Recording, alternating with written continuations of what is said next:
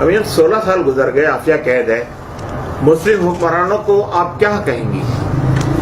مسلم حکمرانوں سے میں ہے تو بہت کچھ کہنے کے لیے، لیکن ایک لفظ ہی کافی ہے۔ سنگے گرا ہے راہ میں حائل تو کیا ہوا، منزل چھپی ہوئی تو تیرے حوصلوں میں ہے۔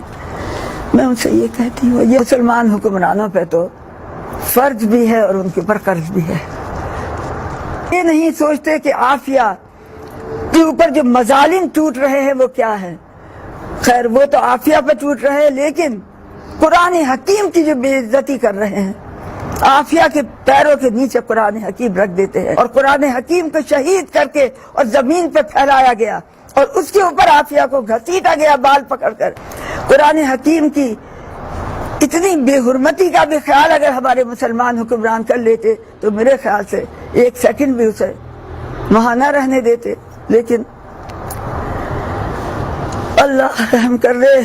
میں آپ لوگوں سے اپیل کرتی ہوں، میں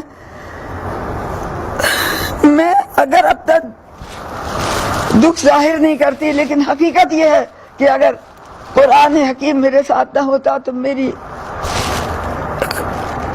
جسم کا ایک ذرہ اس خاک کا آپ کو نہ ملتا۔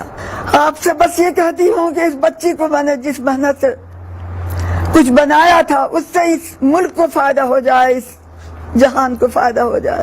میں تو ہر حکمران سے اور اپنے حکمرانوں سے خاص طور سے یہ اپیل کرتی ہوں کہ کوئی ہے ایسا جرت مند، کیا میرے آقا صلی اللہ علیہ وسلم کی امت میں کوئی ہے ایسا جو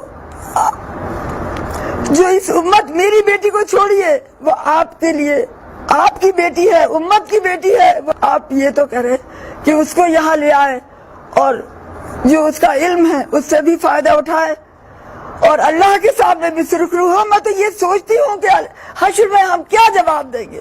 یہ جتنے بھی میرے ہیں بچے حکمران ہیں یا جو بھی ہیں، یہ بھی میری اولاد ہے، یہ بھی میرے بچے ہیں، یہ بھی کسی ماں کے بچے۔ آج میں اپنی ماں کے لیے تڑپ رہی ہوں، تو کہیں اللہ کا غصہ ایسا نہ ہو کہ ان کو کوئی تک پہنچ جائے۔ ان کی ماں تڑپے گی تو میں جانتی ہوں کہ میرا دل کیسے تڑپ رہا، ان کی ماں بھی ایسے تڑپے گی۔ میں رس جاتی ہوں کہ کوئی ایک امتی اٹھ جائے میرے آقا کا کہ حشر میں کوئی تو کھڑا ہو، ورنہ حشر میں اللہ اور حضور صلی اللہ علیہ وسلم اور صدیق اکبر کے سامنے کیا کہیں گے کہ ہم نے تیری بیٹی کو سڑکوں پہ رلایا، اس کے بال کھینچ کھینچ کے قرآن حکیم پر اس کو گھسیٹا، اس کے ابراق پر گھسیٹا۔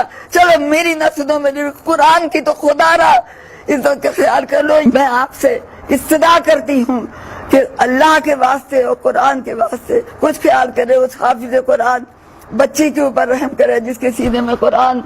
ایک بھی امتی اٹھ جائے آپ کے سب کو بھول گئے، میں لوگوں سے کہتی ہوں